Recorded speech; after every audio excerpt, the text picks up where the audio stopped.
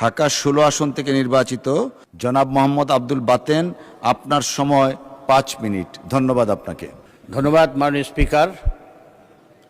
আমি আমার বক্তব্যের শুরুতেই গভীর শ্রদ্ধা জ্ঞাপন করছি জুলাই আন্দোলনে যারা শহীদ হয়েছে তাদের আত্মার প্রতি। মাননীয় স্পিকার, আমরা সকলেই জানি আজকের এই সংসদ হচ্ছে জুলাই আন্দোলনের ফসল।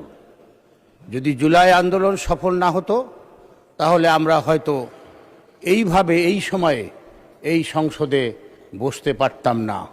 সেই জুলাই আন্দোলনের মধ্যে জনগণের কিছু সুস্পষ্ট দাবি ছিল। সেই দাবি দেওয়াগুলোকে যদি আমরা এক কথায় বলতে চাই, সেটা ছিল একটি ইনসাফ ভিত্তিক সমাজ প্রতিষ্ঠার। মাননীয় স্পিকার, জুলাই আন্দোলনের পরবর্তী সময়ে বিশেষ করে 12 ফেব্রুয়ারি নির্বাচনের পরে সরকারি দল ব্রুট মেজরিটি পাওয়ার পর এদেশের মানুষ বিস্ময়ের সঙ্গে লক্ষ্য করল যে তাদের সেই ইনসাফ ভিত্তিক সমাজ প্রতিষ্ঠার স্বপ্ন ক্রমান্বয়ে ক্ষীণ থেকে ক্ষীণতার হয়ে যাচ্ছে।